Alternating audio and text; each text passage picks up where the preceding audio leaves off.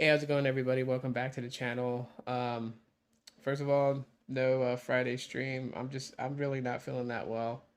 But I still wanted to kind of bring you guys a video. And topic discussion for this video is Boost Mobile on T-Mobile network versus Boost Mobile on AT&T network. Right now, this is for Boost customers. This is going to be the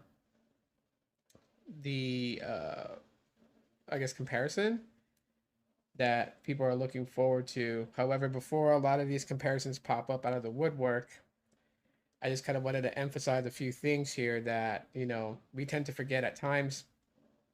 So I figured I'd make this video and just kind of talk about it.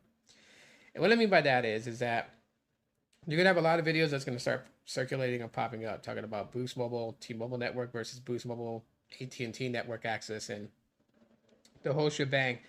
And maybe some of the videos might outline that T-Mobile does better than the AT&T side, and some of the videos are going to outline that the AT&T side does better than the T-Mobile side.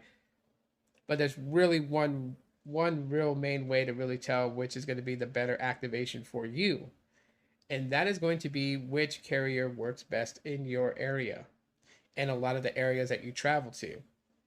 I mean, let's put it like this: if T-Mobile in your town is less congested and it has good network access and you see other T-Mobile customers thoroughly enjoying their services, right? Like, let's take out the fact that, T-Mobile does bad business. That's a totally different thing, and I feel like that really shouldn't be involved in network performance and stuff like that. But let's just say, like, a lot of people are enjoying their T-Mobile services. They're video streaming from Netflix and HBO Max and YouTube and such, no problems at all whatsoever. They're always connected. They're always, getting good data speeds and everything like that. Call quality is good and stuff like that. Then pretty much you have the answer as to, if you were to activate on Boost Mobile, which side of the network access would be best for you, because obviously T-Mobile in the area works good. If it's AT&T, if you see a lot of people with AT&T in your town and they're like, oh yeah, they get blazing fast speeds, 5G connectivity, millimeter wave access on AT&T, and they're thoroughly enjoying AT&T, well, then you have your answer. The AT&T access is going to be best for you. Um, there are some caveats to the T-Mobile side versus the AT&T side. I'll point them out. One of the biggest ones that I already feel is a major caveat to the T-Mobile side versus the AT&T side, and hopefully this stays the way for the AT&T side, because if they change it and make it just like the T-Mobile side, it's going to be really sad and really aggravating. But on the T-Mobile side, if you wanted to swap devices, and say you got a new phone, you want to put that on your Boost Mobile line, you'd have to go buy another TN, which stands for T-Mobile Network. You have to buy one of the TN SIM cards and use that. Apparently, for the T-Mobile side, any device that you use when you get a SIM card, the ICC ID of that SIM card is bonded to the IMEI regardless. Like, so if you get a new phone, you buy a new TN SIM card, you activate on Boost. You'll know this because, like, let's say you want to use the old phone that you had on Boost before switching phones. The moment you do a SIM swap, or a phone swap is what it's called. When you do a phone swap on your My Boost app and you plug in the IMEI of your old phone, as soon as you're done putting in the IMEI twice, because you have to verify the IMEI to make sure it's correct, right underneath it, the ICC IDs will pop up automatically, because the ICC ID is bonded to the phone's IMEI. That's what sucks, because it would be really nice if you were able to just, like, pop the SIM and put it in a different device and go. And even if they wanted SIM security, they can be like Metro by T-Mobile and do it to where you have to do an IMEI swap, and then the SIM card will give access to that phone.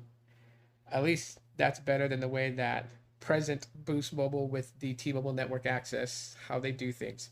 On the AT&T side, it seems like that you're able to just switch the SIM card into another unlocked device and just set the APN manually, and the phone will start working.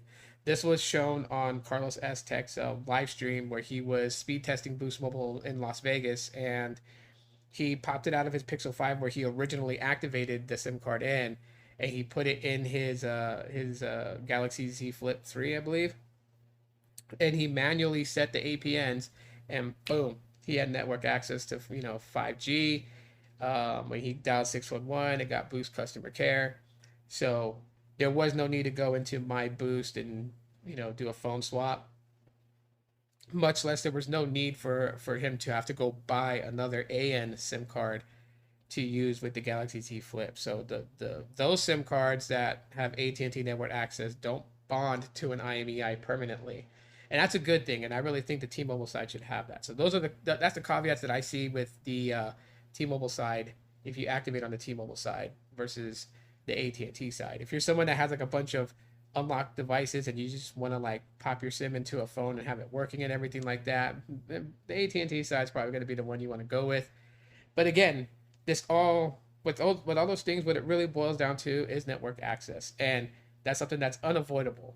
And so, even if you may want the ability to just pop your SIM in another unlocked phone and just rock it for that day and go out, you still have to understand that if the AT&T network access is not good in your area, then you're not going to have the best experience at all whatsoever. And so those are some of the things I really want to kind of point out as people are getting very curious as to, should they go and activate a new line of service at Boost Mobile and get the AT&T network access, or should they stay with their current Boost Mobile line that's the T-Mobile network access?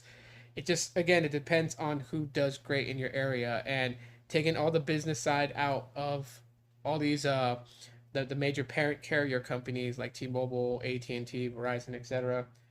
Taking out their reputations and stuff like that, and just really just focusing on the network access. Um, you have to really just kind of look at what works great in your area.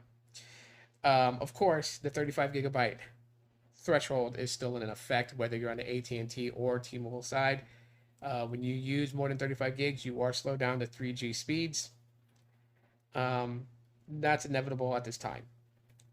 It's going to happen. However, I've been using Boost Mobile for close to a month already, and I think I've only used about 74% of that 35 gigs.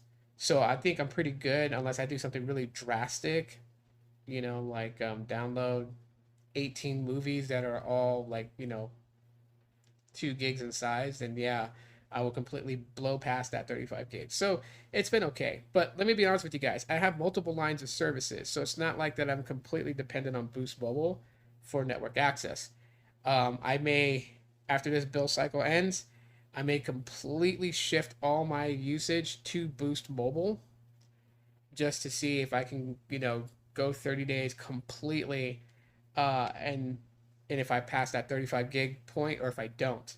That would be yeah, that'd be, I don't know, it'd be a test, but it'd be kind of hard to do though, because like a lot of my business stuff and everything is spread out between the different lines that I have.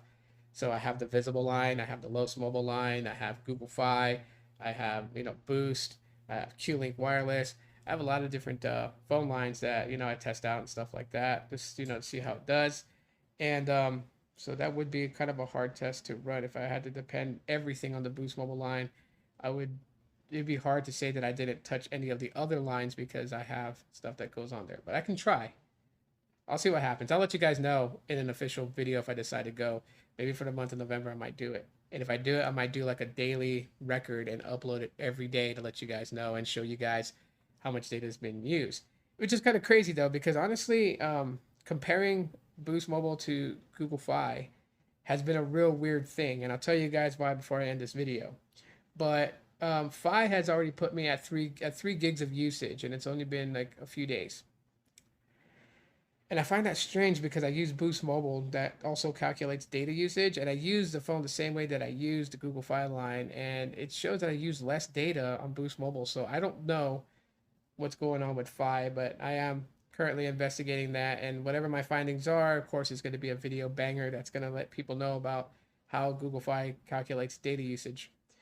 Because it's so weird that my usage, where it's like I haven't changed my habits at all with my smartphones, and yet Boost Mobile shows that I'm not using as much data as Google Fi calculates I do. So that's just really weird. But that's a side video. Anyways, hopefully you guys enjoyed this quick little video discussion about Boost T-Mobile and Boost AT&T. Hopefully that this helps out. For those people who are on the fence about which network access they want to activate with, let me know your guys' thoughts in the comment section of the video. Smash that like button if you guys enjoyed today's video. And sorry, no live stream today. This is probably the best I could do, but I'm not feeling well. And I'll see you guys back Monday. As always, aloha.